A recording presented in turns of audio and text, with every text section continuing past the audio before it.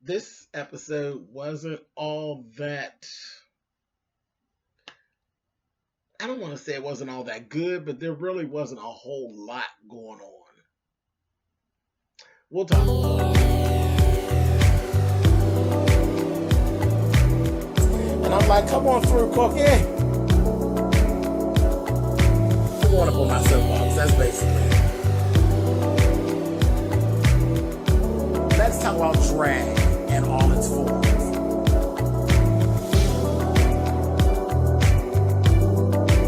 What,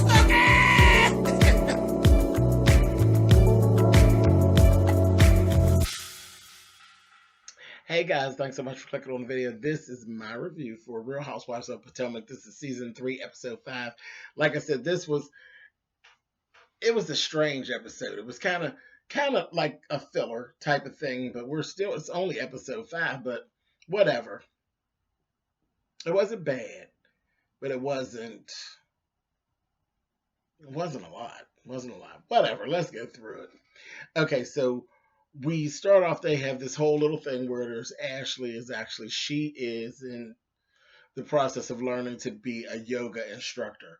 So she actually had some of the girls come out.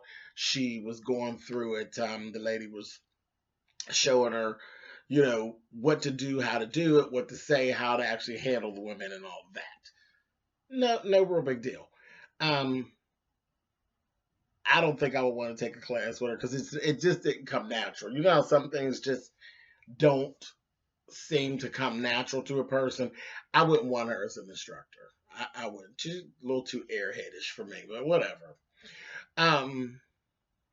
This was the first time that Giselle met Candiace, because remember, Giselle was out of town when they first met Candiace over at Monique's house. And right out the gate, she's literally talking about Chris's penis. So I'm like, oh, Candiace. Oh yeah, he has a brown penis, and the tip of it is pink, but his penis is brown, and he wears a Magnum.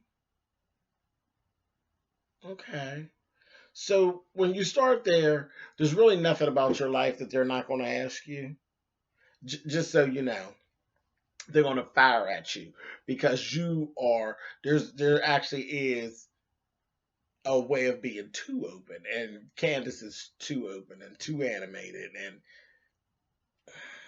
eventually they just went all at her. But Giselle started right up with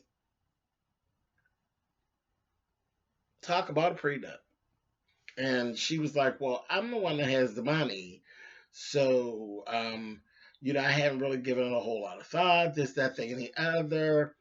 And correction, your mother's the one with the money. Your mother's the one that actually needs the prenup, not you, because you ain't got shit. Tis what tis. But anyway, later on, we see Candiace sitting down with Chris. She just is actually, she's sitting there at the damn restaurant, adjusting her damn boobs at the table. And he's sitting there looking at her. Now, remember, he's the one from the wrong side of the tracks. He's looking at her like, bitch, are you serious? Are you sitting there fixing your teddies at the table? He's like, you okay? And they go into this conversation she brings up to him about the prenup. And he states, you know what, Candiace, I moved in your house. It is what it is. I came in with nothing. I'm happy to leave with nothing. I have no problem signing anything, But I could tell the conversation made him very uncomfortable. And I could understand that. I mean, all on camera. It was like, whatever. A mess. A mess. I'm just like, I don't know. You're the picture of, oh, I'm this pulled up bitch, and he's supposed to be this nothing ass guy, and I don't see that at all. I see you as being a tackhead, and him actually having good sense. Now I don't know how good his sense is because he's settling for you, or is he really settling for you because he actually has 3 kids that live out of state. So maybe he's just really playing it cool, and she is his come up. You know what I mean? But if that's the case, I can't say that I would really feel sorry for you because I don't kind of like the way you move, Candiace. I really don't. I don't like the way you move, and especially when it pertains to him, because he seems like a very decent guy. But whatever, I keep my eyes on them too.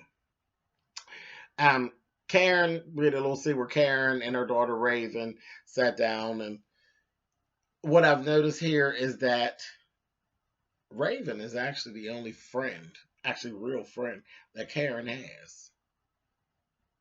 Rayvin is Karen's friend, period. She was leaving out. She had been home for a couple of months, and she's leaving out on her way back to school for her junior year. And it wasn't bad. You know what, Karen? I might even want to rip up the Crypt Keeper this episode.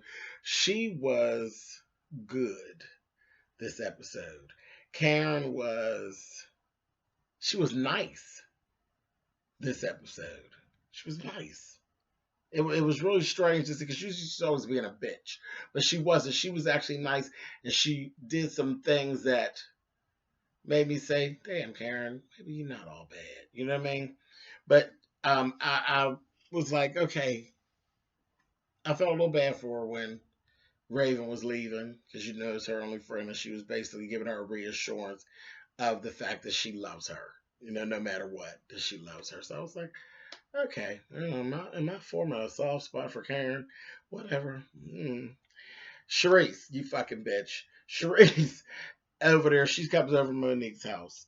You know, the more I see Monique, the more I can see why her and Sharice have hit it off. Them two whores, not very likable. Not very likable. They are both bougie fucking bitches. And yes, we're still on it. Monique, you are a braggadocious, ridiculous ass, and you have become very hard to watch. Very hard to watch. You actually, here we are in season 3. This is your second season. And you are still talking about how many houses you have. Bitch, if you don't go sit down somewhere, you need to go sit down. You are just, it's old and it's tired and it's through. It's just horrible. But anyway, they go on. They talking about Giselle again and talking about her reading again, and then talking shit on the invites that Candiace sent out. Remember, Sharice has never met Candiace either, and she sent out some invites to a bubble soccer game. What did you think the bubble soccer game invites were supposed to look like? Wedding invitations, bitch? But just reading. I'm like, you know what? I don't have it for a bitch that can't never let their hair down. Just ridiculous. Old broken home ass whore has been somewhere over in New Jersey or wherever the fuck he's at. Sit down. Miserable, and misery loves company. All the girls went over to Robyn's house. All the original girls, Sharice, Karen, Giselle, they all went over to Robyn's house to have a little paint party in her new place. You can tell watching that scene. You could tell how much time those ladies actually used to spend with each other. And the reason I could tell that, did you see how familiar Robyn's children were with each one of those ladies as they came in there? Her children were completely comfortable with, and you could tell those children have spent time with those ladies. So I'm saying, okay, so actually you four whores were actually friends at some point. And now Robyn, child,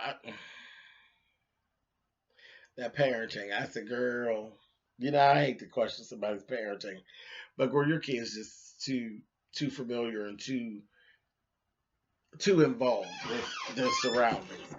And thank God that Giselle actually has sense enough to send your kids out the room while you fucking hens were going on and on. They were just talking all kind of shit over top of these little boys. And I was like, is somebody going to, I sat there for literally for 5 minutes saying, is somebody going to send these children somewhere to play? And then finally, when they get around and talking about Dick, Giselle said, okay, enough. And she sent Robyn's kids out of the room. Thank you, Giselle. Fuck. Ridiculous. Then when Robyn was telling a story about her and Juan and the kids and their gas being cut off, all of y'all should feel like shit. All of you all should feel like shit. You all are friends that have been friends for years, and this girl's sitting there telling a story about how her and her children were taking cold showers, and you whores are supposedly rich. Sharice, bitch, you building a room in your house where all you do is go in that room and drink champagne, you drunken whore. Karen, you are the grand dame. And Sharice, you got all the church's money. And you got a girlfriend with her motherfucking gas turned off? Are you serious? She couldn't borrow no money off of none of y'all. Yeah, them some great friends you got there, Robyn. I bet you the conversations that go on inside Robyn's head have a lot to do with how nasty Robyn is. Have you noticed how nasty Robyn is? Now, she wasn't like that in the first season. Robyn is just nasty. She's a nasty aura about her. Like, I wouldn't want to be around her. When we get down to the bubble soccer game, just nasty and shady. She come in and she doesn't remember meeting Candiace over at Monique's party. And she's just, oh, girl, I don't remember. That type of shit. Really, Robyn? Bitch, you ain't got it going on like that to be throwing that kind of shade, for real. Well, it's good to meet you. You was shady when you met her the first time, and then you don't even remember. Really, Robyn? Sit down. Before I get all the way into the bubble soccer match, which looked like a whole bunch of fun, Michael and Ashley sat down, and he told her, you know, did you cut your mother off? No, bitch, you're going to end up on the streets. You are going to end up on the streets, and nobody's going to feel sorry for you because this is fucking ridiculous. It's ridiculous. This man is trying, and he's trying everything. You can see him wanting to go off on her, and he's trying to hold it. You know, he's trying to fix his marriage with you, bitch. But you don't want no fixing. You want to continue on with this shit you got going on. This shit is dysfunctional as hell.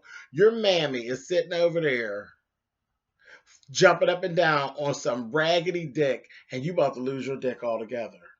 You're going to be on the fucking streets, Ashley, you goofy bitch. And then what do you think is going to happen? Your mother walked away from you when you were a child. You think she's not going to walk away from you when you're old, grown, and broke, bitch?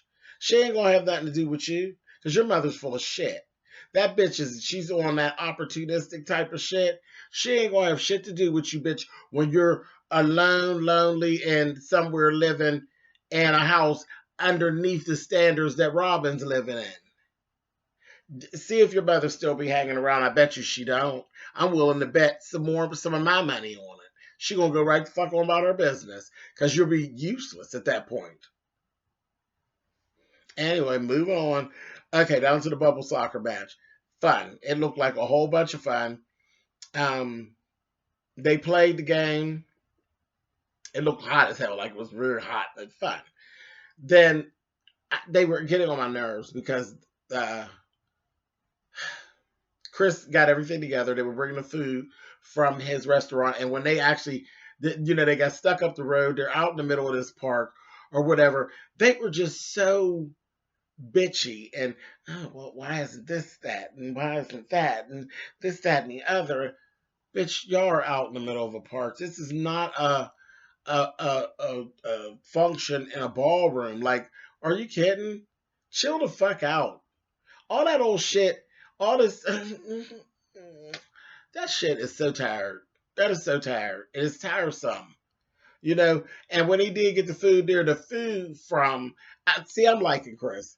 The food from Chris' restaurant, it looked absolutely scrumptious. It did. Everything looked so good, and it looked so nice. And they were so, like, down to earth and just cool, you know what I mean? And they were just being so bougie and nasty. I was like, do you have any napkins? Do you expect us to wear these t-shirts? Fuck y'all. Fuck all of y'all. It was ridiculous. Now, when I said I had to take up for Karen, okay, they were grilling the shit out of Candiace. And she was answering the questions that they went back through the whole dick thing, and then they were talking about the finances and what is your mother paying for and the wedding and the house and this and that. And she's just being so open. And she's answering these questions and they just keep going, keep going, keep going. And Karen stepped in and said, girl, don't answer these women, I'm telling you, because whatever you're telling them, they're going to turn it around on you. Don't answer these women. And Candiace like, well, my life's an open book. You know, she'll know better. Karen speaking truth to you, honey. And then Karen, this is something I never thought I'd ever see Karen do. The Crypt Keeper put herself out there. She literally took and put herself out there and started fucking with her wig and making fun of herself and her wig and how hot she was and how the wig was sliding and these kind of things. She put herself out there, and that was nothing more than to deflect the ladies off of Candiace. I see you, Karen. I see what you were doing, and that was very nice. And that's something that I never thought I would ever see you do. I think Karen likes Candiace. I think she likes her, but she did. She took control of that. She had the whole table cracking, and me too, cracking the fuck up, laughing at her fucking with that wig. It was hilarious. But all that was to deflect the women so they could get off of Candiace. My hat was off to you, Karen, for that. I never thought I'd ever see you do anything like that. But that was really, really good, Miss Karen. Really, really good, girl. Anyway, so that was it for this episode. It wasn't bad. It wasn't a bad episode, but just it was kind of like a filler episode. It'll probably be back on track next week, and it'll be back to all their dramatic ways and all of that. All right, you guys, I will talk with you later. See ya. One last thing before I go. Candiace, girl, when y'all were at that restaurant, honey, who did your makeup? I bet you did it yourself, didn't you, bitch? Girl, these charcoal black eyebrows, I said, girl, them, y'all seen the thumbnail, honey. Them eyebrows was given like she literally went wherever they was doing up that barbecue down there at Chris's restaurant. She went right up in that pit, baby, and gave, yes, bitch, yes, charcoal black eyebrows. Brown pencil, honey. Brown pencil or brown powder, honey.